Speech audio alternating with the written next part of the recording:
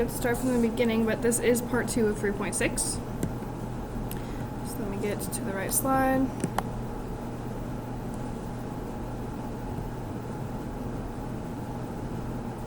There we go. Okay. So where we left off is a new formula, but for this guy, I would give it to you on a test. I would give you the formula.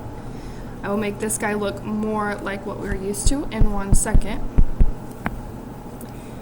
But essentially, we're going to talk about future annuity and present annuity. When we're talking about present annuity, typically that's a lot when you're talking about loans. When you have payments, you're paying back a loan. That's usually when we use present annuity. For future annuity, again, essentially all I'm going to do is I would give you the formula and you just have to plug in the parts that you know to answer your question. So to make this look more like what we're used to, R is just payments. I don't know why it went back.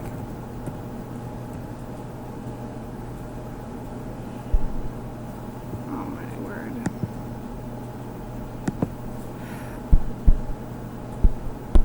I equals R over K, a fraction. Oh my gosh. Alright, I'll write it up here. Maybe.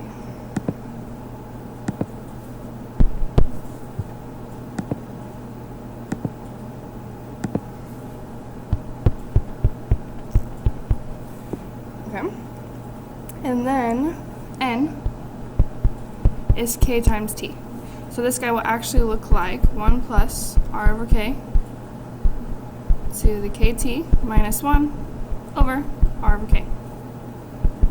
So this thing, it still looks a little complicated, but it's nothing too crazy. When we start plugging in, you'll be like, oh yeah, that makes sense. I know all the things. All you have to do is plug in the letters that you know and simplify it or type it in a calculator. Okay, present value, this guy here. Essentially,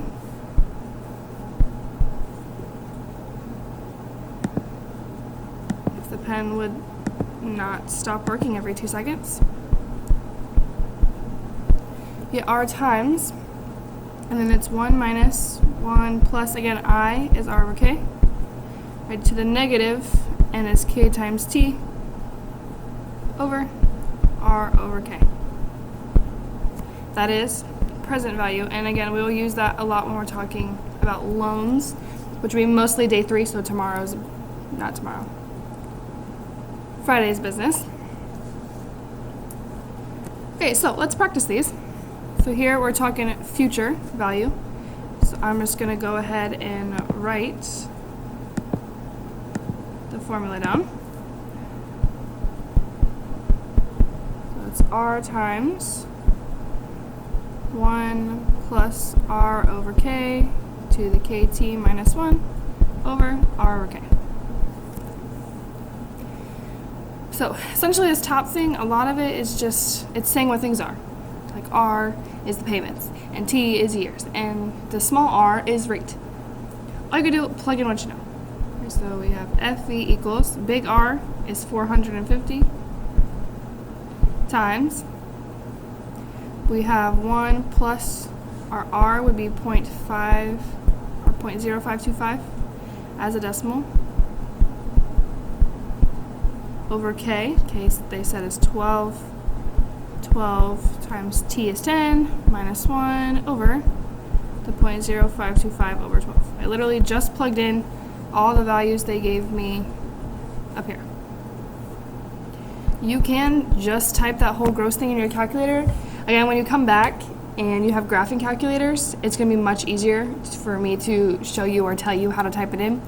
If you don't have a graphing calculator at home, then it's going to be a little bit more complicated. So you kind of have to work inside out. I would start here and do the 0.0525 divided by 12. Enter. Plus 1. Enter. To the 120th power, because this would be 120. And then take that minus 1. Divide that by this fraction here. multiply that by 450, and then you should get 70,819.63. So, and 63 cents. Again, if you type this in a graphing calculator, we can type it in one big chunk. It'll literally look exactly like it, the way that we had it set up when you type it in, if you did it right. And so I'll make sure that I show you that, and you can remind me if needed to show you how to type that in. So the next guy, we're talking present value. So our present value, this is going to stop working again, because why wouldn't it? There we go. Equals R times, we have 1 minus 1 plus R over K to the negative KT over R over K. So again, we're just going to plug in what they tell us. So we have the present value equals, this is supposed to be a small r because it's a rate. So we have 815.37 times 1 minus 1 plus our r would be 0.047 over, I don't see the k, so let me look up here. If it's charged 12 times a year, that's like how much is compounded. So that 12 would be your k. They tried to hide that on us. 12 times t is 5, all over 0.047 over 12. Again, you can type this whole big chunk in your calculator. If you have to work inside out, you'd have to do inside the parentheses here to this negative 60 power, take 1 minus that answer, divided by the fraction, multiply by 815.37. Or if you have a graphing calculator, you can just type it in. Make sure you use your alpha y equals for your fraction bar, and you should get $43,523.31 if you type it in. And you can mess with it on your other calculator if you need to, and just keep going until you get this number so you know how to type it in if need be. If you have any questions, please let me know. I am trying a new different screencast system, so maybe this one looks like different than part 1 of 3.6 Day 1 notes. But make sure you're tuning in, make sure you're filling out notes. I will be grading them, so make sure you get through everything you need to over this week of remote. And I will be posting 3.6 Day 2 soon.